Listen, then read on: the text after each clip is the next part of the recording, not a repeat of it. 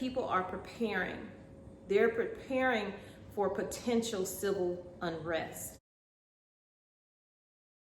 These images show multiple field deployments of armored equipment and troops. Also tonight, CNN has learned the U.S. has intel that indicates Russian commanders have received orders to proceed with an attack on Ukraine. That's according to 2 U.S. officials and another source familiar with the intelligence. The latest U.S. intel says Russia has put 75% of its conventional forces within striking distance. Ukraine is surrounded, as you see right here, on 3 sides.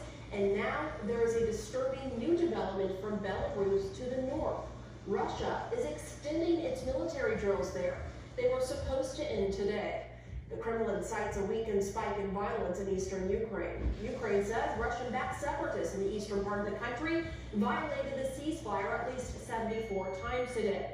Tactical commanders to proceed with an invasion of Ukraine. This according to officials with direct knowledge of the intelligence, telling myself and my colleague Natasha Berger. We should be clear that this is one of several indicators that the U.S. is looking for that would indicate that an invasion is coming.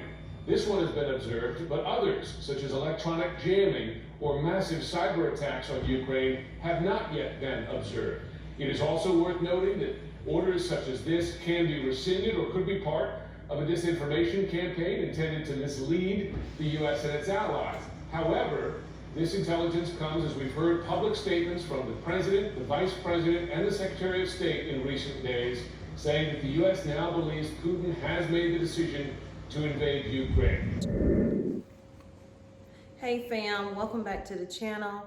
So I know you see what's playing behind me, and although I don't like watching the news all the time, we have to be aware of what's going on in the world, because what's happening in the world does affect us over here in the United States. It affects our economic situations over here. It affects the shortages that we are already experiencing, that they will increase, that it will be worse than it is now. Yes, it seems like things are getting back to normal, and then at certain times you realize things really are not getting back to normal. We are still missing a lot of items in the stores, but not just food, you guys. We're missing a lot more than just food. There's shortages of everything. There's even shortages of firearms right now because people are preparing. They're preparing for potential civil unrest here in the United States. All it takes is one situation, one crisis, one emergency. Get prepared, get the things that you need, not just food. Get your medical supplies up in case you can't make it to the hospitals.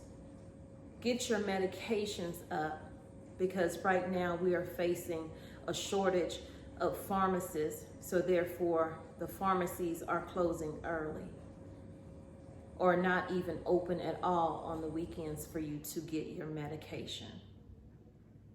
I know this seems drastic, this video, but things are getting drastic in the world. What's happening over in Ukraine and Russia affects our economy, affects our oil, affects the price that we pay at the pump. There's no telling where this will lead.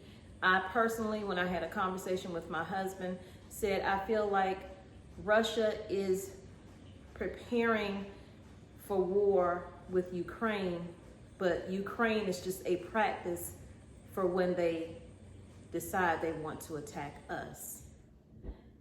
They are working on situations that they know they can't get past, like our defense. So that's why the cyber attacks happen. They attack the banks over there. They attack the defense systems over there and knock them down, because they know if they were to attack the U.S., that would have to be the first thing that they do, which is to attack our military systems and knock them down. They're now saying that they will be attacking the water supply over there. This is how you control people. You control them by taking away their food, taking away their water. Well, I'm sorry, not sorry that this seems to be doom and gloom, but y'all, I'm not telling you not to live your life. Continue to live your life. Continue to go out and do what you want to do. But just know, being prepared now is better than being prepared later.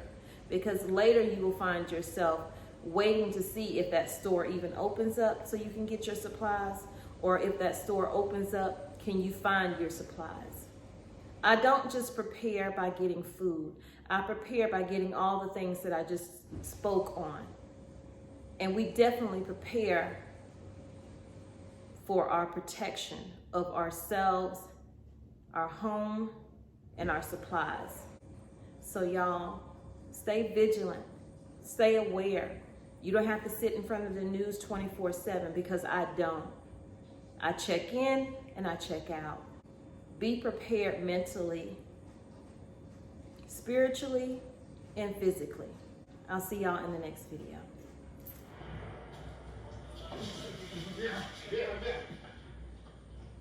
You're looking at Ukrainian officials and foreign reporters running away from what appears to be shelling as they visited the conflict zone in eastern Ukraine yesterday. The group was driving to a, quote, observational outpost in the Donetsk region when they had to take shelter from apparent incoming fire.